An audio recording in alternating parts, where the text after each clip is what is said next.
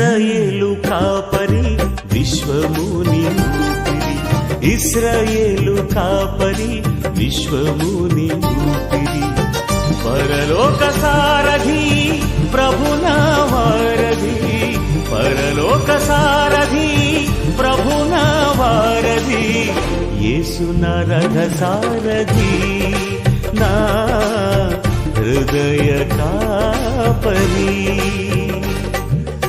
ఇశ్రాయేలు కాపరి విశ్వముని ఊపిరి, ఇశ్రాయేలు కాపరి విశ్వముని ఊపిరి.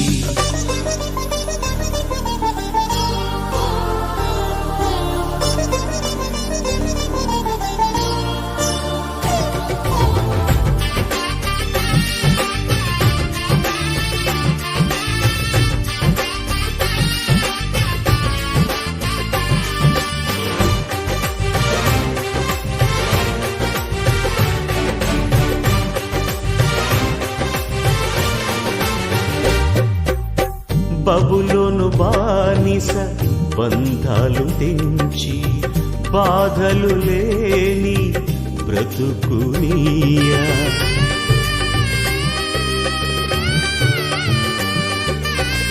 బబులోను బానిస బంధాలు తెంచి, బాధలు లేని బ్రతుకునియా, సిలువ కాటాలో శ్రమల కౌగిటిలో, సిలువ కాటాలో శ్రమల కౌగిటిలో, రక్తము కాచి రక్షణనిచ్చిన నా యేసయ్య, నీ రక్తము కాచి రక్షణనిచ్చిన నా యేసయ్య.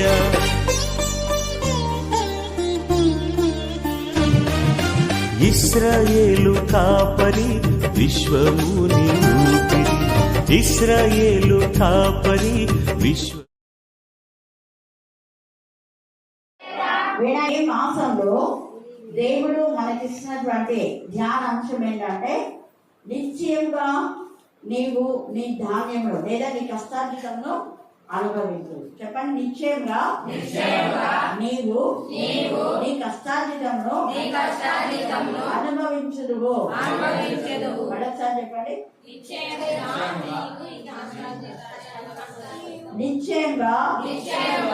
నీవు నీ కష్టార్జితంలో అనుభవించుదువు. పక్కన మీ పక్కన ఉన్న వాళ్ళకు ఒక్కొక్కరు నాకు చెప్పండి, నిశ్చయంగా నీవు నీ కష్టార్జితంలో అనుభవించుదువు. నిశ్చయంగా మీ పక్కన ఉన్న వాళ్ళతో చెప్పాలి. ఒకరితో ఒకరు చెప్పుకుంటే అది తెలిసే ఎవరి పక్కన వాళ్ళు. నిశ్చయంగా నీవు నీ కష్టార్జితంలో అనుభవించుదువు. ఇప్పుడు మీరు చెప్పండి, నిశ్చయంగా నేను నా కష్టార్జితంలో అనుభవించుదును. ఇప్పుడు నేను నా ప్రాణంతో చెప్పుకుంటున్నా, నీవు నీ ప్రాణంతో చెప్పుకోవాలి విశ్వాసంతో. ఎవరి ప్రాణంతో వాళ్ళు, ఎవరి ప్రాణంతో వాళ్ళు. నిశ్చయంగా నేను నా కష్టార్జితంలో అనుభవించదను. నిశ్చయంగా దేవుడు నా కష్టార్జితంలో దీవించును. నిశ్చయంగా దేవుడు నీ కష్టార్జితంలో దీవించును. ఇది ఎంత మంది మరి రిసీవ్ చేసుకుంటారో నాకు తెలియదు. నమ్ముడని ఇవ్వడానికి నమ్మడానికి సమస్తము. నేను ఏప్రిల్ మాసంలో ఏది చెప్పానో అదంతా నాకు దేవుడు నెరవేర్చినాడు. ఏప్రిల్ మాసంలో చెప్పింది గుర్తుందా మీకు? ప్రతి ప్రవచనం రాసుకోవాలి, మర్చిపోకూడదు ఏది కూడా. దేవుడి నామం నిమిత్తమే మనం ఏం చేస్తామో అదంతా నెల నెలకు ఏమవుతుంది, ఫలిస్తుంది. 12 నెలలు 12 కాపులు, 12 నెలలు. అది జనవరి మాసంలో, మరి ఏప్రిల్ మాసంలో కూడా మనం ఏదైతే దేవుని స్తుతిస్తే, శుద్ధుల ద్వారా ప్రార్థిస్తే ప్రార్థనకు ఫలితం. ఎవరికైనా మనం ఏదైనా ఇచ్చినామనుకో, ఆ ఇచ్చిన దాన్ని బ్లెస్ చేసి మళ్ళీ దేవుడు మనకి ఇస్తాడు. ఏది మనం దేవుని నామపేట చేస్తామో అవన్నీ ఏమవుతుంది, ఫలభరితంగా ఫలించే జీవితం అని మనం ఏప్రిల్ మాసంలో చూస్తున్నాం. దేవుని నామపేట ఏది చేసినా, పాడినా, ప్రార్థించినా, కానుకలు ఇచ్చిన, ఆహార పదార్థాలు ఏదైనా మీరు, నేను కానీ మీరు కానీ కానీ నాకైతే నెరవేర్చాడు దేవుడు. నేను ఇచ్చింది తక్కువే, కానీ ఇంకా ఎక్కువ ఇచ్చాడు దేవుడు నాకు. మరి మీకు ఎలా ఇచ్చాడో నాకు తెలియదు. ఈ రోజు ఈ అంశం నేను ఎప్పుడు ఇది దేవుడు నాతో మాట్లాడినాడు అంటే, అఖిల్ వాళ్ళ పొట్టేలు పడిపోయింది, కళ్ళు తిరిగి అని చాలా కంగారు అయిపోయినాడు. దేవా బిడ్డల కష్టాలు దీవించండి ఆయన అని చేసినప్పుడు దేవుడు నాకు చెప్పినాడు, మీకు కూడా నిశ్చయంగా నీ చేతిలో కష్టార్జితంలో దేవుడు ఆశీర్వదిస్తాడు. అది ఇంకేమై పోయినసారి ఇదే టైంలో ఇదే అయింది మేడం. ఇప్పుడు కూడా ఇదేంటంటే ఫస్ట్ కంగారు పడద్దు, అనుమాన పడద్దు, భయపడదు. ఖచ్చితంగా దేవుడు దాన్ని స్వస్థపడతాడు. కొంచెం ఎండ వేడింది కాబట్టి మీ మనసును కాపాడినాను. బాగుందా మీ పిల్లలకి? గట్టిగా హల్లెలూయా. అఖిల్ సాక్ష్యం చెప్పలేదు, నేను చెప్తున్నాను. సాక్ష్యం ద్వారా నేను ఎప్పుడైతే ప్రతిదీ మీకు చేసిన ఏంటంటే మళ్ళీ నేను చాలాసార్లు దేవుడికి శుద్ధి చేస్తాను. మీరు చెయ్యాలి కానీ నేను మళ్ళీ దేవుడిని శుద్ధిస్తాను. దేవ జీవితంలో ఇలా చేశాను, అలా చేశాను. అలా శుద్ధించడం ద్వారానే ఎక్కువ బ్లెస్సింగ్స్ నాకు వస్తున్నాయి. అది నేను పొందుకున్న బ్లెస్సింగ్స్ ఎలాగంటే, మీరు ఒక్కరోజు చెప్పి వదిలేస్తారు, నేను అలా వదిలేను. ఎన్ని సంవత్సరాలది కూడా మళ్ళీ గుర్తుపెట్టుకొని చేస్తూనే ఉంటా. అప్పుడే ఈ వాగ్దానం చూడండి, నీవు ప్రయాసపడి తీసిన ద్రాక్షారసంలో అన్యులు త్రాగరు అనే మాట. ఇది కొన్ని సంవత్సరాల క్రితం ఒక సహోదరి గురించి కన్నీటితో ప్రార్థన చేసినప్పుడు ఆ సహోదరి గుండె పగిలేలా ఏడ్చేసింది. ఆ ఏడ్చిన సమయంలో దేవుడు ఇచ్చినటువంటి వాగ్దానం, ఆ తర్వాత చాలా మందికి దేవుడి వాగ్దానం స్వతంత్రించుకున్నా కృప చేశారు. అంటే ఆ హస్బెండ్ వేరే వ్యక్తితో ఉండి ఆ భర్త యొక్క కష్టార్జితం అంతా వేరే వాళ్లకు దారి వస్తున్నాడు అనమాట. ఈమె కష్టార్జితం కూడా కొంత తీసుకువెళ్ళి నష్టం చేస్తున్నాడు. ఏమంటే క్రైస్తవురాలు, ఒక మంచి ఎంప్లాయ్ అనమాట, ఉద్యోగస్తులు కాబట్టి బయట పెట్టుకోలేదు భర్త యొక్క అవినీతిని. ఆమె ఇప్పుడు లేదు, కొన్ని సంవత్సరాల క్రితమే చనిపోయింది. మరి యవ్వనంలోనే, అంటే డ్యూటీ చేస్తూనే, రిటైర్డ్ కాలేదు ఇంకా. చాలా బాధాకరమైన సిచ్యువేషన్లో మానసికంగా కుంగి ఒక్కడే కొడుకు ఆమెకు చనిపోయింది. ఎందుకు నేను ఈ విషయం చెప్తున్నానంటే, ఇలాగ ఎంతమంది అయితే కుంగిపోయి ఉన్నారో ఈరోజు నువ్వు ఈ వాగ్దానం స్వతంత్రించుకోవాలంటే నిశ్చయంగా నువ్వు కూడా దేవుని వాక్యంతో నింపబడాలి. అదే నిశ్చయంగా దేవుడు మనం ఆశ్రదించినప్పుడు మనం కూడా దేవా నేను కూడా నిశ్చయంగా నీ సన్నిధికి వస్తాను ప్రభా, నిశ్చయంగా నీ వాక్యం వింటాను ప్రభా, నిశ్చయంగా నీ వాక్యం కండ చేస్తాను ప్రభా, నిశ్చయంగా నేను శుద్ధిస్తాను ప్రభా, నిశ్చయంగా నీ సాక్షి బిడ్డగా ఉంటాను ప్రభా, నిశ్చయంగా నేను ప్రార్థనలో ఏకీభవిస్తాను ప్రభా, నేను మహిమపరుస్తాను ప్రభా, నేను ఘనపరుస్తాను ప్రభా, నేను శుద్ధిస్తాను ప్రభా. మనకు కూడా చెప్పగలిగి ఉండాలి. అదే కృతజ్ఞత అంటే. అలా లేనప్పుడు దేవుడు ఏమనుకున్నాంటే వీళ్ళకి చేసింది ఎందుకు చేసినాంలే, వీళ్ళకి చేయకుండా వేరే వాళ్ళు చేసిందే బాగుండే అని లూకాసు వార్తలు అన్నాడు కదా, అయ్యో కొరాజినా, అయ్యో అయ్యో అని అనిపించుకోదాన్ని దేవుడు. అయ్యో వీళ్ళకి ఎందుకు చేస్తున్నాను, నేను వీళ్ళకి ఎందుకు వాక్యం చెప్పించా, అసలు వీళ్ళ దగ్గరికి ఎందుకు పంపించాను సేవకును, వీళ్ళ దగ్గరికి పంపకుండా వేరే వాళ్ళ దగ్గరికి పంపించే బాగుండు కదా అనే సిచ్యువేషన్లో మనం ఉండకూడదు. నిశ్చయంగా దేవుడు మనల్ని ఆశీర్వదిస్తానని సెలవిచ్చినప్పుడు ఆ మాటను మనం స్వతంత్రించుకోవాలంటే మనం కూడా నిశ్చయంగా దేవుడి నామాన్ని ఘనపరిచే వారుగా ఉండాలి. మనం చాలా విషయాల్లో కేర్నాక ఏం చెప్పాలి అని అనుకుంటున్నాం. ఇదేం లేకుండా చిన్నదే కొన్నిసార్లు పెద్దగా మన జీవితంలో ఇష్యూ అవుతుంది. అలా కాకుండా చిన్న కామనైనా పెద్ద కళతో కొట్టాలి. ఉందా సామెత? ఉందా? సామెత బాగా చెప్తాం మనం, కానీ ప్రాక్టికల్ లైఫ్ లో మనం అన్ని ఉపయోగించాలి. హల్లెలూయా. అంటే చిన్న పాపమైనా, చిన్న చేదైన వేరు ఏదైనా గురించి మనం కలవరపరచకుండా చిన్న పాపం కదా అని నెగ్లెక్ట్ చేస్తే అది పెద్ద పాపమై కొండయి నీ జీవితాన్ని టార్గెట్ చేసి నీ జీవితాన్ని నరకలో పడేస్తుంది. అలా చేయకూడదు. చిన్న పాపమైనా పెద్ద పాపమైనా ఆదిలోనే మనం దాన్ని చూసివేయాలి. మొక్కగా ఉన్నప్పుడే వేళ్ళు పాతలో పోయిన తర్వాత ఆ చెట్టును మనం కొన్నిసార్లు నరికి వేసినా కూడా కొన్ని మళ్ళీ చిగురిస్తూనే ఉంటాయి. నరికేస్తాం, కొన్ని నిప్పు పెడితే కూడా మళ్ళీ చిగురించేవి కూడా ఉంటాయి. అలా కాకుండా మనం జాగ్రత్త పడాలి. అందుకే అంటున్నాడు కదా ఇక్కడ 8వ వచనం చదవండి.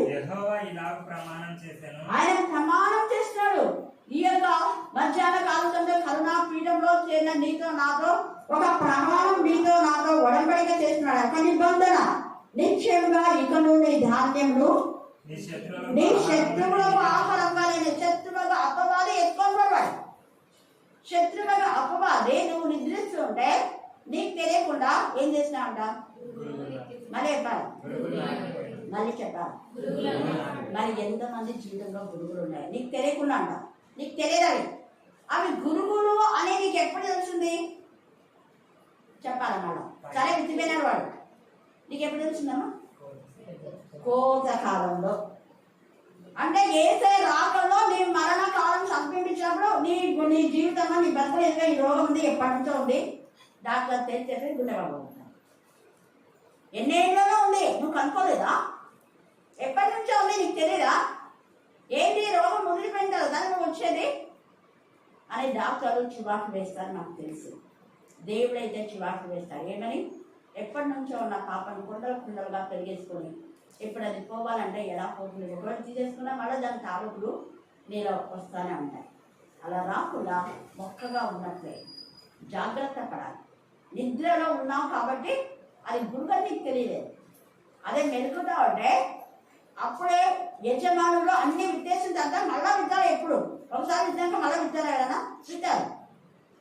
అప్పుడు నువ్వు మెలుగుతా ఉండే ఎవరు నువ్వు మళ్ళీ వేరే వాళ్ళు వచ్చి విత్తుతున్నావు అని విత్తేవన్నీ 4 చివాట్లు వేస్తారు. వేరే వాళ్ళు వచ్చి మీ పొలంలో మీరు వేసినటువంటి జొన్నలకు ప్రతిగా వాటంతా గెలిగి మళ్ళీ ఇంకోటి వేస్తుంటే ఊరుకుంటారా? మీరు అస్సలు ఊరుకోరు. హల్లెలూయా, హల్లెలూయా, హల్లెలూయా. మీరు వేసిన పంటకు మీరే జవాబుదారు. మీరు వేసిన పంట మధ్య దానికి ఈక్వల్ గా ఇంకా ఏమైనా పంట వస్తాయంటే చుట్టూ త్రిబాలలో మిరపలో ఏవో ఒకటి కొన్ని వేస్తుంటారు. అది మీరు వేస్తున్నారు, వేరే వాళ్ళు వేసిన కాదు. వేరే వాళ్ళు మేము ఇక్కడ నాటుతున్నాము, కొంచెం స్థలం ఉంది కదా, మేము వేసుకొని మేము కోసుకుంటాం అంటే ఊరుకుంటారా? ఊరుకోరు. అది మీరేందుకు కోసుకున్నది? అది అలాగ సరిగా పండకపోతే మా పశువులకు వస్తుంది, మేము పశువులను అమ్ముకుంటాం, మీకెందుకు ఇస్తా అంటారు. అదే మన ఆధ్యాత్మిక జీవితంలో అపవాది శత్రువు మనల్ని టార్గెట్ చేయకుండా మన ఆత్మ, మన యొక్క సోర్స్ ఏంటంటే ఆత్మ సంబంధమైన ప్రతి ఆశీర్వాదం మనకు ఆశీర్వాదకరంగా ఉండులాగున. అపవాది దొంగతనం పోకుండా వాడు వచ్చేదే దొంగతనం, హత్య, నాశనం చేయడానికి వస్తాడు. నిన్ను ఆధ్యాత్మిక జీవితంలో పడగొట్టడానికే వాడు వస్తాడు. నీవు జీవించున్న పేరు మాత్రం ఉంది కానీ నువ్వు మృతులవే అనే విషయం దేవుడు మనతో చెప్పేది వరకు మనకు తెలియదు. సాతాను ఏం చేస్తారు? ఏ పర్వాలే, బాగున్నావులే అని కొమ్మ కట్ చేయబడి ఉంటుంది. అది ఆ రోజంతా కొమ్మ చిగురుగానే బాగానే ఉంటుంది. మా తర్వాత 2వ రోజుకు కొంచెం ఆకు పలుకుతా ఉంటుంది. ఏం పదలే, ఎండలు ఉన్నాయి కాబట్టి వాడిపోతున్నాడు. 3వ రోజు కూడా అట్నే అనుకుంటారు. 4వ రోజుకు దానికి పూర్తిగా ఎండిపోతే అప్పుడు కానీ తెలియదు. నేను వేరు చేయబడ్డాను. అప్పుడు మళ్ళీ కొమ్మకు అంటు కట్టబడతారా? లేదు కదా. ఒకవేళ కట్ చేసిన రోజే ఎవరో దయ తెలిసి నేను పోయి నాటితే అప్పుడు నువ్వు మళ్ళీ మొక్కగా అవుతాను. అలాగే దయ తెలిసి దైవచండి ఎవరో ఒక నీ పక్షంగా ప్రార్థన చేసి కన్నీరు కార్చి నీ జీవితాన్ని సెట్ చేయొచ్చు కూడా. కానీ కొన్ని రోజుల తర్వాత అయితే నువ్వు నాటబడినా కూడా వేస్ట్. హల్లెలూయా, హల్లెలూయా. అయితే అంటున్నాడు కదా దేవుడు, ఎవరైతే దేవుని యందు భయభక్తి కలిగి ఉంటారో వాళ్లకు దేవుడు నిశ్చయంగా వాళ్ళ యొక్క ధాన్యం, వాళ్ళ కష్టార్జిత, అది ఆత్మ సంబంధమైన ఆశీర్వాదం కానివ్వండి, ఇహ పరములలో దేవుడిని ఆశ్రయిస్తారు. నువ్వు చేసే కష్టార్జిత, నువ్వు చేసే ఉద్యోగం లేదా నీ యొక్క పొలం పంట వేరే వాళ్ళు దోచుకోకుండా అన్నిలో వచ్చి దాన్ని దోచుకోకుండా దేవుడి కృపను కృపరింపచేస్తాడు. ఎంత మంచి కాపాడు అనుకున్నాడు. అందుకనంటే నిశ్చయంగా ఇక నుండి ధాన్యం నీ శత్రువులకు ఆహారంగా నేను ఇయ్యను. అనవసరంగా వెయిట్ చేయవు, దాన్ని పొదుపు చేసుకుంటా. తర్వాత 2వది, నువ్వు ప్రయాసపడి తీసిన ద్రాక్షారసమును అన్యులు త్రాగరు. నీ వాళ్ళే, నీ ఇంటి వాళ్ళే, ఒకవేళ నీ బంధువులే, నీ రక్త సంబంధం, నీకు ఇష్టమైన వాళ్ళే. నువ్వు ఎవరికి తాగాలని ఇష్టపడతావు వాళ్ళే తాగుతావు. నీకు ఇష్టం లేని వాళ్ళు వచ్చి దాన్ని తాగి కందాలాడి దాన్ని పడేసి పోరు. హల్లెలూయా, హల్లెలూయా, హల్లెలూయా. నీకు ఇష్టం లేని గుడ్డ దాడైతే బలమైన వాటిని తిని బలహీనమైన వాటిని కాళ్ళతో తొక్కేస్తారంట. ఉంది కదా, ఎన్నికలు 34లో ఉన్నా కదా, ఉంది. కాళ్ళతో తొక్కేస్తారంట వాళ్ళు. తర్వాత తన యొక్క గొర్రెలు బాగా తాగిన తర్వాత మిగతా నీళ్ళన్నింటినీ కూడా కలకలం చేసేస్తాయంట, వేరే గొర్రెలు తాకుండా. ఎంత నీచమైన క్యారెక్టర్ చూడండి. కానీ దేవుడైతే తన పిల్లలకు శ్రేష్టమైన వాటిని ఇస్తాడంట.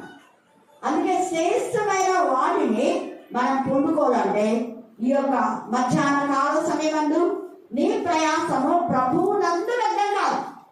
వేరే ధ్యానంలో వ్యర్థమైపోతుందేమో.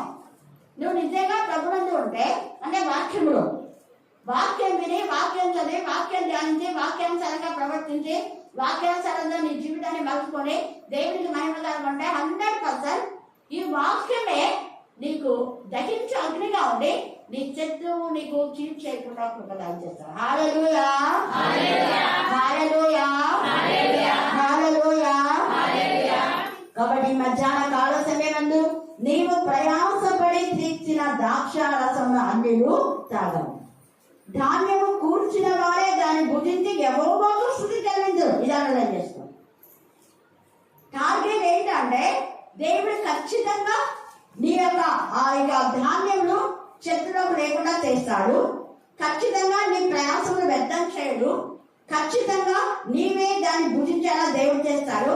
మరి భుజించిన తర్వాత కోవెక్కి మనం దేవుని మహిమపరచకుండా ఉన్నామేమో. హిజ్కియా అలాగే చేశాడు.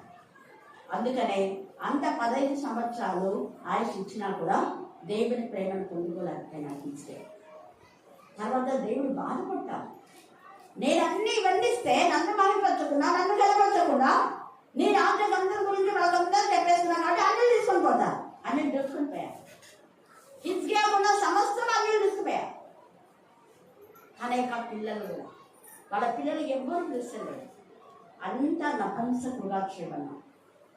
తన వంశంలో నుంచి వచ్చిన వాళ్ళ దానియేలు, షద్రక్, మేషక్, అబేద్నెగో జీవిత కరెందరికి దేవుడికి నాజీగా ప్రతిష్టంగా ఉండొచ్చు, అది వేరే. కానీ అలాగా యూదులందరినీ నెక్కజరా తీసుకుని పోయారు, చెరలో ఉంచారు. అది ప్రవచనం. ప్రవక్త వచ్చి ప్రవర్తిస్తారు. అలాంటి పరిస్థితి రాకుండా మనం జాగ్రత్త పడాలి. ఎవరిలాగా అంటే దావీదులాగా. దావీదు కూడా తీసుకుపోయినాను, కానీ మళ్ళీ తెచ్చుకున్నాడు. హిజ్కియా తెచ్చుకోవాలి. హిజ్కియా తన ఆయుష్ అయితే పొడిగించుకున్నాడే కానీ తాను పోగొట్టుకున్నది మళ్ళీ తెచ్చుకోలేదు. దేవుడికి క్షమాపణ చెప్పుకొని, ప్రభా నా కాలం వరకు ఉంటుంది కదా, నేను చనిపోయిన తర్వాత అంటున్నావు కదా, ఏం పర్వాలేదు, నాకు ఏమైనా కానీ అన్నట్టుగా నేను కాదుగా ఉంటాను. హిజ్కియా చూడండి, మనము మొదటి సమూయేలు 30వ అధ్యాయము, మొదటి సమూయేలు 30:4-8 వచనాలు చదవండి. ఇక ఏడ్చుటకు శక్తి లేకపోవునంత బిగ్గరగా ఏడ్చిరి. ఇశ్రాయేలీయురాలైన అహీనోయము, అబీగయలు అందరూ కూడా వీళ్ళ భార్యలందరూ తీసుకుపోయినారు. ఆస్తి తీసుకుపోయినారు, భార్యలు కూడా తీసుకుపోయినారు. అప్పుడు ఎంతగా కురిగిపోయాడంటే, అప్పుడు ఒక్కసారి గుర్తొచ్చింది, వర్షమాకు నేను చేసిన పాపము ఇంతగా నన్ను టార్గెట్ చేస్తాను నేను అనుకోలేదు. చిన్న పాపం అనుకున్నాడు. రాజు కదా, ఒక స్త్రీని ఆశించి ఆ స్త్రీని పెళ్లి చేసుకున్నాను కదా, ఏమి నేను చెడగొట్టి వదిలేదు కదా, సమర్థించుకోవాలనుకున్నాను. కానీ దేవుడు క్షమించిన, చేసిన దానికి శిక్ష అనుభవిస్తున్నాడు. పగటి వేళ భార్యను కాల్ చేశారు, ఆస్తి అంతా తీసుకుపోయారు. కానీ కృపగల తండ్రి, కనికరం కల తండ్రి దగ్గర గట్టిగా ఏడ్చేసరికి దేవుని దగ్గర విచారణ చేస్తాం. 17వ వచనం చదవండి. దావీదు సంగతిని గ్రహించి సంధ్య వేళ మొదలుకొని మరునాటి సాయంత్రం వరకు వారిని హతం చేయుచుండగా వందెల మీద ఎక్కి పారిపోయిన 400 మంది తప్ప అందరినీ హతం చేసినాడు అమాలేకుడు. ఎంత గొప్ప కారణం అంటే దానికి పైగా మీకు 8వ వచనం 9వ వచనం చదివితే యెహోవా యందు విచారణ చేస్తాడు. అందుకే 4 నుంచి 8 దాకా మీరు చదువుకోండి. యెహోవా యందు విచారణ చేసినందువలన, యెహోవా యందు విచారణ చేసినప్పుడు దావీదు ఎలా చేశాడంటే, దేవా నన్ను బాల్యం నుంచి కాపాడేవాడు నీవే కదా, గొలియాతును చంపడానికి శక్తిని ఇచ్చిన వాడు నువ్వే, యుద్ధం నీదే కదా, నేను ఎక్కడ అదొక్క పొరపాటే కదా నేను చేసిన, దాన్ని క్షమించు అంటూ చేసిన మేళ్ళన్నిటి బట్టి దేవుని శుద్ధిస్తూ ఉంటే దేవుని యొక్క జవాబు వచ్చింది. నువ్వు చేసిన మేళ్ళని శుద్ధించావు కదా, ఓ నీకు బలం ఇస్తున్నా. తరిమి కొట్టి వాళ్ళను వాళ్ళ ఆస్తి కూడా నువ్వు లేకున్నావు, నీ ఆస్తి కాదు, డబల్ వేసింది. హల్లెలూయా, హల్లెలూయా, హల్లెలూయా. అలాగా దేవుడు నువ్వు ఇచ్చిందే కాకుండా ఇంకా ఎక్కువ నీకు ఇస్తా. ఇక్కడ దావీదుకు 200 ఆశీర్వాదం. తనది తాను పోగొట్టుకున్నదంతా మళ్ళీ వచ్చింది. మళ్ళీ వేరే వాళ్ళని కూడా దేవుడు ఇచ్చినాడు. అన్యులు నీకు దాదులుగా ఉంటారు, రాజులు నేను ఘనపరుస్తారు. రాజుల ఐశ్వర్యం నీ దగ్గరికి తీసుకొని రాబడుతుంది అని చెప్పాను నాకు దేవుడు. చెప్పాడు రాజుల ఐశ్వర్యం ఏది దేవు అనుకున్నాను. ఇక్కడ ఎక్కడ రాసుకున్నారు ప్రభా అనుకున్నాను. దాని అర్థం ఏంటంటే అంటే రాజుల ఐశ్వర్యం అంటే నీది కాకుండా వేరే వాళ్ళు కూడా ఇస్తారు. వాళ్ళు రాజులైనా దేవుడిని గణపరిచేవాడు. మళ్ళా నాకు దేవుడు అనుకున్నాడు ప్రభా రాజు ఎక్కడ ఉన్నారు? నేను ఏ రాజు వస్తారు ఇక్కడ? ఏ రాణి వస్తారు? ఏ రాణి ఇస్తారు? ఏ రాజు వస్తారంటే నా పిల్లలే రాజు కదా, నువ్వు ఇచ్చిందే నీకు ఇస్తాను. మళ్ళీ రాజులైన యాచకుల్లో ఉన్నారు కదా నా పిల్లలు, వాళ్ళని రాజులాగా యాచకులా నేను చేశాను కాబట్టి మళ్ళీ కృతజ్ఞత కలిగి నీ దగ్గరికి వస్తారు. కరుణాపీఠంలో నీకు ఆఫరింగ్ ఇచ్చిపోతారు వాళ్ళు. Thank God. Hallelujah hallelujah hallelujah. మీకు అందరికీ జ్ఞానోదయం కలగ. నేను ఎప్పుడు ప్రతిదీ ప్రాక్టికల్గా చెప్తా. ఎక్కడ ఏదో చెప్పండి. ఇక్కడ ఎప్పుడైనా నేను ప్రభు నామపేలో భోజనాలు పెట్టినా మళ్ళీ వెంటనే దానికి ఏదో ఒకటి దేవుడు సోర్స్ విడుదల చేస్తా. నేను ఏదైనా చేయాలనుకున్నాను, ఇందిరా వాళ్ళు వీళ్ళు మేము బియ్యం తీసి పెట్టినామని అక్క వాళ్ళు ఇస్తుందా, లేదక్క నేను సొంతగా చేయాలి, లేదు ఏదో అని తెచ్చిస్తుందా. తర్వాత నేను ఒకటి ఒక రింగు చేయించుకున్నా, కొంచెం లూజ్ ఉంది, లూజ్ ఉంది ఏం గురికి పడుతుంది అనేసి. కానీ నాకు చాలా ఇష్టం అది, ఆ డిజైన్ ఇష్టం. మళ్ళీ పోయి చెప్తే ఏం లేమా మంచి ఇంకా దీనికి ఇదే డిజైన్లోనే చేయొచ్చు కానీ అనేసి ఒకటి చేయించారు. రెండు ఒకటి డిజైన్ కూడా ఒకరికి ఎవరికైనా ఇద్దాము అనేసి నేను ఇంకా పిల్లలు పెట్టుకున్నాను. ఎవరికి ఇవ్వాలో తెలీదు, ఎవరికైనా ఇద్దాంలే అనుకున్నాను. ఒకసారి ఒకటి ఇచ్చినప్పుడు రిజెక్ట్ చేసినారు. యాక్చువల్గా వాళ్ళకి ఇవ్వాలనుకున్నా కాబట్టి వద్దు, ఒకసారి వద్దని చెప్పిన తర్వాత ఎవరికి ఇవ్వను, వద్దని వాళ్ళకి అస్సలు ఇవ్వను. ఇంకా మళ్ళీ అనుకున్నా ప్రేమ్ చేస్తున్నా ఎవరికి ఇవ్వాలి కానీ ఎవరికి వేరే వాళ్ళైతే దీన్ని తీసుకోకూడదు ప్రభా, అన్యులు తీసుకోకూడదు కదా. అంటే అన్యులు అనే మాట మళ్ళీ చెప్తుందా, మా బంధువులైనా నాకు అన్యులు అవుతారు. ఇక్కడ కరుణాపీఠంలో పరిచయం చేసే వాళ్ళే గతంలో కానీ ఇప్పుడు కానీ ఎప్పుడన్నా కానీ నేను ఇచ్చిన ఏవైనా కూడా అది గోల్డ్ అయినా వస్తువులైనా ఆహార పదార్థాలైనా అలాంటి వాళ్ళకి ఇస్తున్నాను. మీరు బాగా అబ్జర్వ్ చేయండి. అప్పుడు వెంటనే రత్నకి ఇవ్వాలనిపించింది. నేను ఇచ్చినాను కదా, ఆ రింగ్ కాస్ట్ ఎంతనో అంత అమౌంట్ నేను నాకు ఇచ్చిన 2 రోజులలో. హల్లెలూయా హల్లెలూయా అని ఎంత రోషం గల దేవుడు తెలుసా. ఎప్పుడో అనుకున్నారంట వినయ్ వాళ్ళు అంటే అదే అక్క వాళ్ళ బంధువులే. నిరీక్షణ వచ్చింది కదా, నిరీక్షణ పాప సజీవ పాస్ అయిందని చెప్పించింది.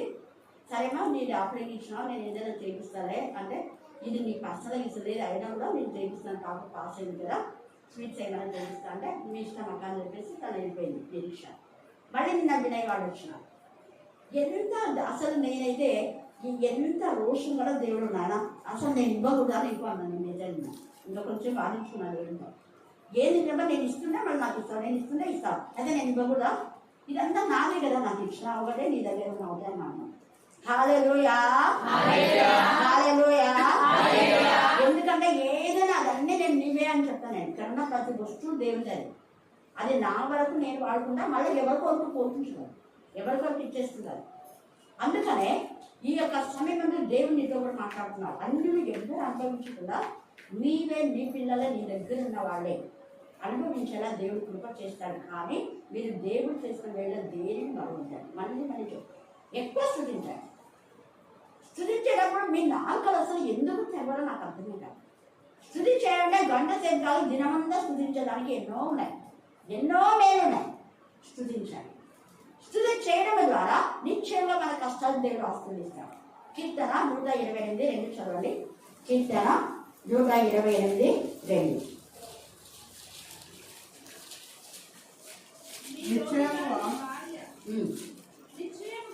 నిశ్చయంగా నేను నీ చేతిలో కష్టార్జితం ఇది 10th నాకు వచ్చిన వాగ్దానం. మళ్ళీ అప్పుడప్పుడు ఇది రిపీట్ చేసి నాకు ఇస్తాడు. నిశ్చయంగా నీ చేతిలో కష్టార్జితం. నా చదువు వేస్ట్ కాలేదు, ఉద్యోగం ఇచ్చాడు దేవుడు. నా రక్షణ దేవుడు వేస్ట్ చేయలేదు. రక్షణకు ప్రతిగా అనేక ఆత్మని స్వాస్థ్యంగా ఇచ్చాడు. నేను అడిగాను అదే, దేవా చదువు ఇచ్చావు, ఉద్యోగం ఇచ్చావు, కానీ దానికంటే నాకు ఆత్మలే నా ధనం అన్నాను. అలాగే ఇచ్చాడు దేవుడు. ఈ సమయం ముందు నువ్వు కూడా దేవుని అడుగు. దేవా, నా ప్రయాసం ప్రభువునందు వ్యర్థంగా. ప్రభువునందనే వాక్యం ఇదే, ఎప్పుడు మనకు తాగ్యతలే. నువ్వు వాక్యం చదవకుండా, ప్రాణం చేయకుండా, దేవుడికి స్థుతించకుండా, మహిమపరచకుండా, సహవాసం లేకుండా, దేవుడికి చేయవలసిన విజ్ఞాపన స్థుతి ధూపం వేయకుండా, ప్రభా నా ప్రయాసం ప్రభువునందు వ్యర్థం కాదంటే దేవుడు చేయాలి. నువ్వు నిబంధన ప్రకారం దేవుడు ఏమంటున్నాడు, నిశ్చయంగా ఖచ్చితంగా నేను ఆస్వాదిస్తా. అయితే నువ్వు నిబంధనలో ఉండాలి. ఎక్కడ? మన ద్వితీయోపదేశ కాలంలో నిబంధన ఉంది. చదవండి 28:1. నీవు నీ దేవుడైన యెహోవా మాట శ్రద్ధగా విని. శ్రద్ధగా వింటున్నావా? ఆసక్తి ఉందా? ఆశ ఉందా? ఎప్పుడెప్పుడు వెళ్ళాలి వెళ్ళాలి వెళ్ళాలి వెళ్ళాలి. ఒక తపన, ఒక తృష్ణ, ఒక ఆరాటం. మనకు ఆకలి అయితే ఎప్పుడెప్పుడు తినాలి ఎప్పుడెప్పుడు తినాలి. ధనదంగా నేను కూడా సరిగడుకొని చేతి కూడా సరిగ్గా దాచుకొని లెక్కేస్తున్నా. అది రుచి ఉన్నా రుచి లేకపోయినా ఆకలేము. అదే ఆకలి లేదనుకో అన్నిటికీ బంకలు. ఇంకా వేలు పెట్టుకుంటా గంట సేపు దాన్ని ఇది చేసి పేరు పెట్టుకుంటా తిన్నారు. కానీ వాక్యం అనే ఆకలి నీకుంటే నువ్వు ఎంత ఆరాటంతో దేవుని చదువుతావు. శ్రద్ధగా దేవుని వాడిలో కూడా శ్రద్ధ ఉండాలి. ఆయన కాలంలో అశ్రద్ధ చేయవాడు శాపడు. అశ్రద్ధ ఉంటుంది, శ్రద్ధ ఉండాలి. శ్రద్ధ కలిగి ఎప్పుడో మనకు ప్రాణం కాలేకపోతే ఏదో పరిస్థితులను బట్టి కొంచెం నిర్లక్ష్యం చేసిన, ఆలస్యం చేసిన, దేవుడు దేనికి తెలుసు కాబట్టి క్షమిస్తాడు. కానీ క్షమించరా అని పాపం చేయకూడదు. దేవుడు క్షమిస్తున్నాడు కదా అని అనవసరమైన విషయాల్లో మనము తల దూచుకొని దేవుడి సన్నిధికి రాకుండా ఉండకూడదు.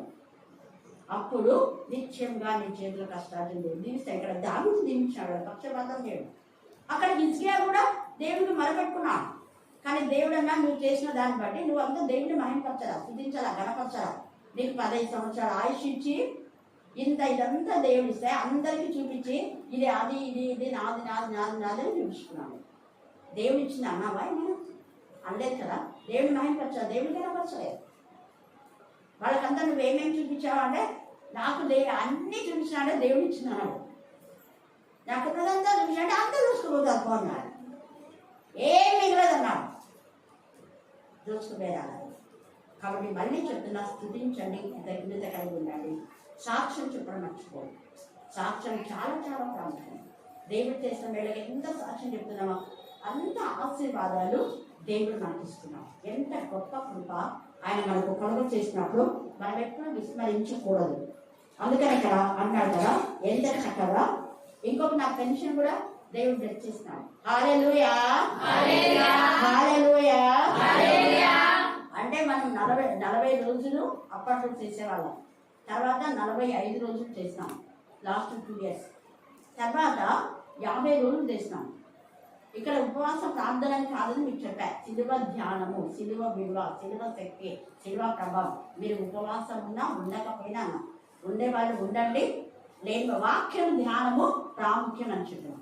అలాగా వాక్యం ప్రాముఖ్యం అని ఎవరైతే వచ్చారో వాళ్ళందరూ కూడా నాకు ఇచ్చిన బ్లెస్సింగ్స్ ఇదేవా అన్నాం. అంటే నాకు పెరిగిన విధానంలో మీకు కూడా ఖచ్చితంగా పెరుగుతారు. ఏదైతే నాకు దేవుడు అధికం చేశాడో ఆ బ్లెస్సింగ్స్ మీకు కూడా వస్తాయి. ఎప్పుడు అంటే మనం శ్రద్ధగా దేవుని పనిలో ఉన్నాం, దేవుని పట్ల ఆసక్తి మనం కలిగి ఉన్నాము. అందుకే ఇక్కడ దావీదు ఏది పోగొట్టుకున్నాడో అదంతా దేవుడు దావీదుకి ఇచ్చేసినాడు. 2వ దినవృత్తాంతంలో 8:1-4 చూడండి. టైం ఉంటుంది. 2వ దినవృత్తాంతంలో 8.